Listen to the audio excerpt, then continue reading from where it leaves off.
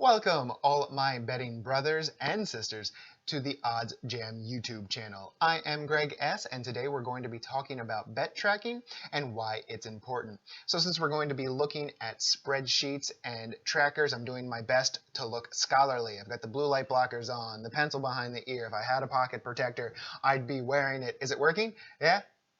No? Okay. There we go. Is that better? Well, no, probably not, but there are some things in this world that you just can't change. So there is a ton of great content to explore on the OddsJam YouTube channel from some amazing creators. We're talking mathematicians, guys that write software, sharp bettors, just next level type of guys. I am not in that tier. So what I'm going to be doing is bringing you betting topics from the point of view of what I am, a casual, relative newcomer to the betting scene. Now, I've been a huge fan of the NFL for most of my life, and perhaps like many of you, that led to a lot of involvement in fantasy football, both year-long leagues and the daily fantasy football scene. And so betting was just sort of the next logical step in the progression of getting the most out of my favorite sport. So I started betting on the NFL games in the 2020 season. So while I can't yet call myself a sharp bettor with my winning percentage, I am a plus money bettor. I rarely have a down week, and I have been profitable over the course of my betting lifespan so far. So speaking of winning percentages, if you are making a lot of bets, particularly in a condensed time frame such as the NFL season, then you're going to want to track those bets so that you have as much information as possible on how you're doing, where you've been, and where it's going. So let's take a look at the way that I've been tracking my bets so far, and we'll talk about some of the information that I think is important to include. Okay, so this is just a truncated version of the template that I use when I'm tracking my bets. So the first thing that I do is I break everything down by sportsbooks. I am here in Pennsylvania, so I'm currently betting on DraftKings, FoxBet, FanDuel, and BetMGM. I should probably have a few more books going, and I will continue to diversify, but there's only so much time in the day, so for right now, this is where I'm at. So I just cherry-picked a few of the most recent bets. We're going into week 4 of the 2021 NFL season. So this is some of my week 3 bets that hit or didn't hit. So on DraftKings, we see that we had a teaser going, 5 legs there. This one hit. The Ravens made us sweat that one out with that last second record-setting 66-yard field goal, but it hit. So again, these are just easy sample units of $10 used for this example. So we bet 10. We got 50, net cash of 40. We had another teaser going on DraftKings. This one would have hit if the Chiefs could have just taken care of business, but they let us down, so we lost our bet there for a net of $30 on those 2 bets with 1 win and 1 loss. And that's just sort of what I do as I continue through the book. So on FoxBet, on week 3, we had a money line going and we had a prop bet going. So the money line here for the Bucks to win versus the Rams, this is a good opportunity to mention line shopping. The reason that I made this bet on FoxBet was because they were the only one of the 4 books that still had the Bucks as underdogs when I made the bet, so this was a plus money wager. Now, it turns out FoxBet was perhaps the sharpest of the 4 because they certainly should have been underdogs, and that bet did not cash.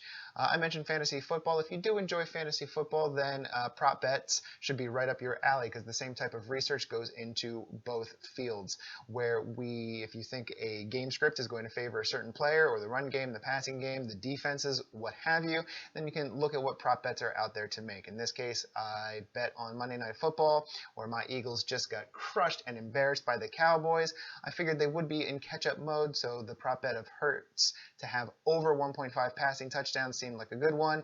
I wasn't overly confident, though, because I only hit half a unit on that, but it did cash for us. We were still down overall in that book.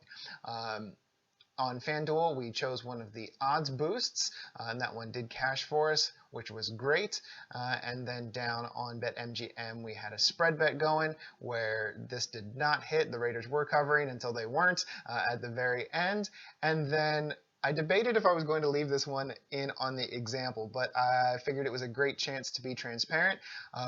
When you're looking through OddsJam and you're reading up on the articles or listening to the content creators and they're talking about the arbitrage and the expected value bets and these types of things, you wonder, There's even in the frequently asked questions section a question on OddsJam about, well, how are the books not out of business if these things exist? Right here is why, because the books expect most bettors to bet as fans and not as sharps, and this is certainly what I did here. During this Sunday night game for Green Bay Packers versus the San Francisco 49ers, during the first half, Rodgers was just tearing them up, and the Niners could not get anything going. While it went into halftime, I even made a note about it because it was so crazy. It went into halftime 17-7, and the only reason the Niners had that 7 was off of a nice run back towards the end of the half. I thought there was no way they were going to lose this game.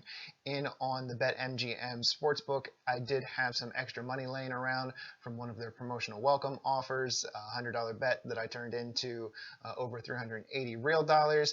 So I said, nuts to it. There's no way the Packers are losing this game. I threw 300 down to win 120. That was a reckless and not a smart bet. And then, of course, halftime was over. The Niners received the kickoff. They marched right down the field, ended up going ahead of the Packers with about 37 seconds left, and Aaron Rodgers and Mason Crosby still somehow cashed this bet for me. So this one hit. So for week 3, we have our total up and down, most off of that live bet that I probably never should have made. And then we see that I've already started entering in some of the week 4 bets. Right here we have a teaser going in week 4, 4 legs. We put a unit on that. And then we had a spread bet for KC against the Eagles.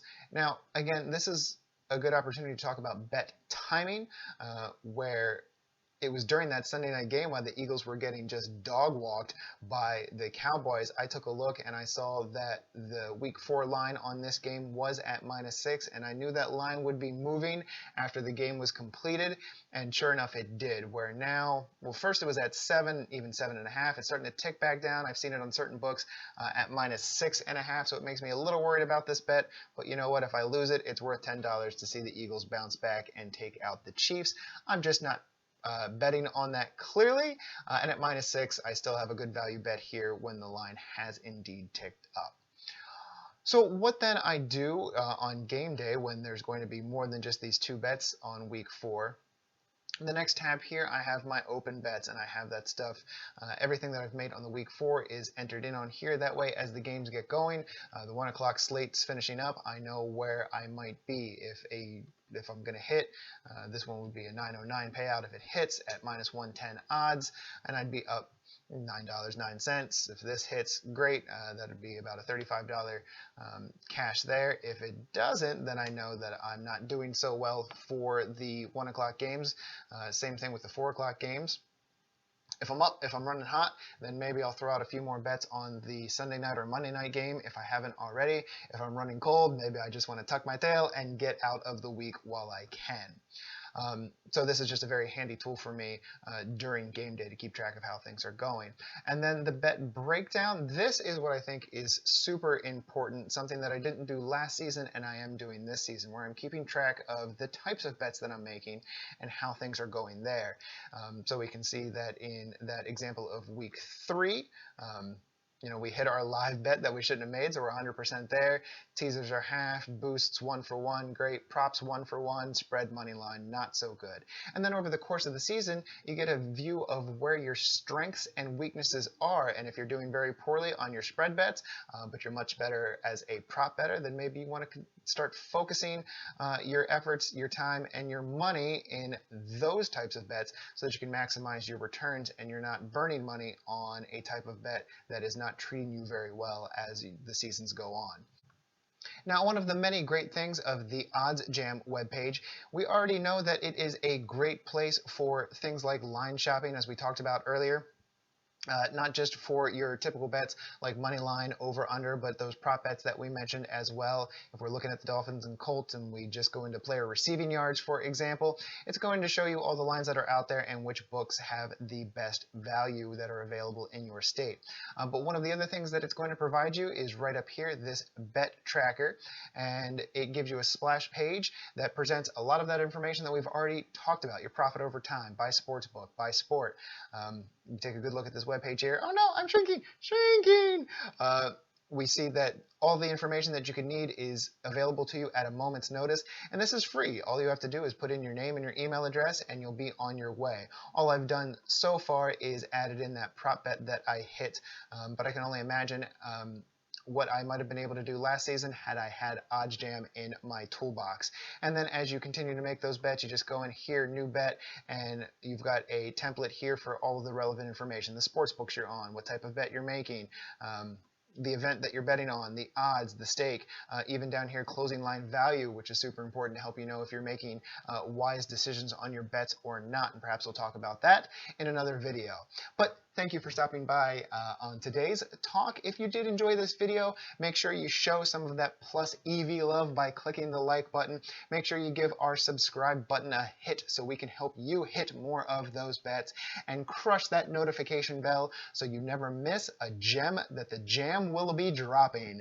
And until next time, may all your odds be fair.